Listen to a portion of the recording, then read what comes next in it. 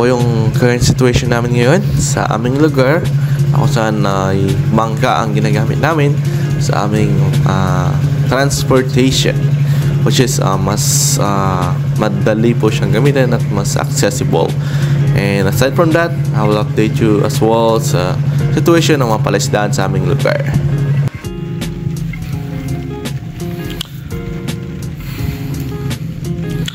Yan po mga sipit ang current situation ng palaisdaan. Grabe oh, lubog na lubog naman.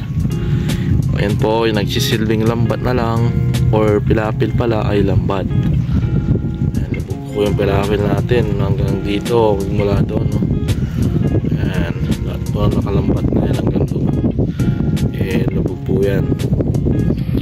Kaya para hindi po makatakas yung ating mga alagang alimango, sugpo at bangus, eh nilalagyan po natin ng lambat kaya nito and that one. Kita niyo po ba yung lambat? Yan, no? Para hindi po tumakas yung mga alaga natin, no? Nagsisilbing pilapil temporary habang lubog po ating lupa or pilapil na lupa. So far yung kubo na to hindi pa naman lubog, which is goods na goods. Mas maganda pa nga dito mag-stay eh. Hindi lubog eh. Sa bahay po kasi lubog, sa bahay namin. Ba't tayo dun sa kabilang kubo? Let's see what's the situation. Ito naman po yung tubig sa ilog, no? Halos mantayan lang yung level nila.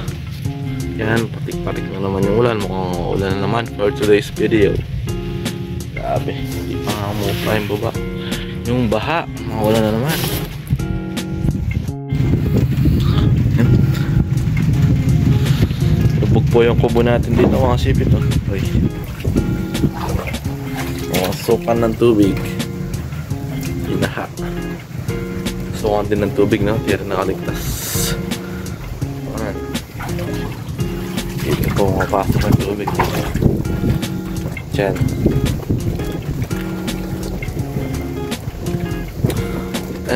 Sana ay migil na yung ulan, tsaka maaraw na rin para lumitaw na yung mga pilapil natin. Pero mukhang maulan pa rin this day. Tsaka lumakas po yung hangin mga sipit eh.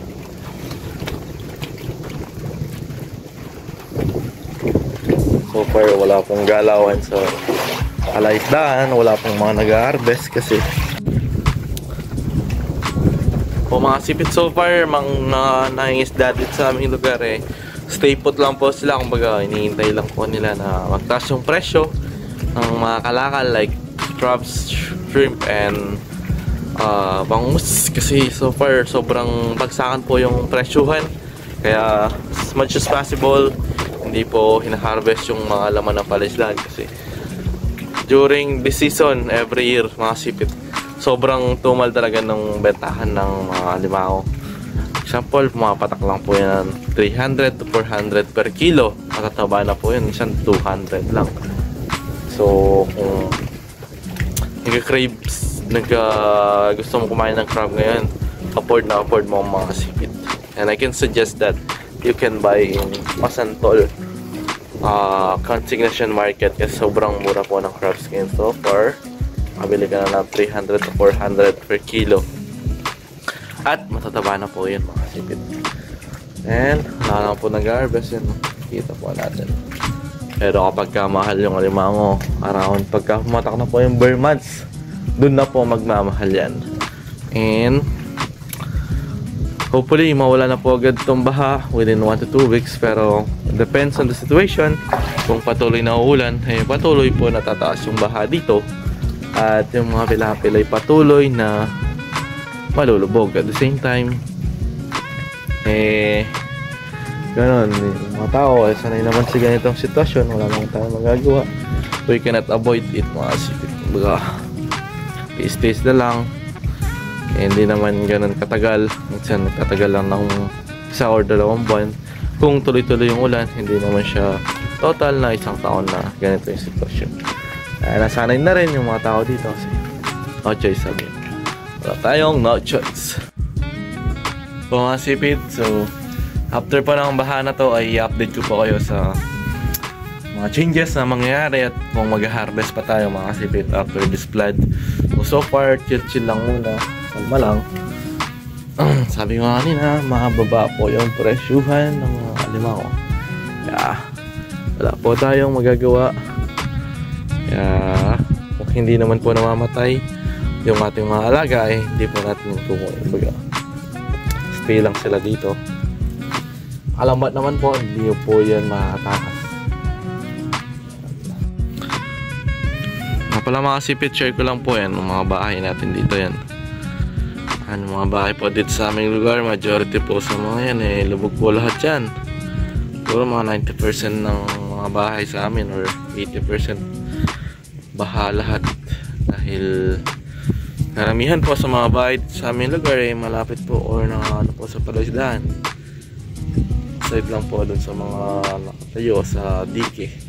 Mga almost 80% lubog talaga.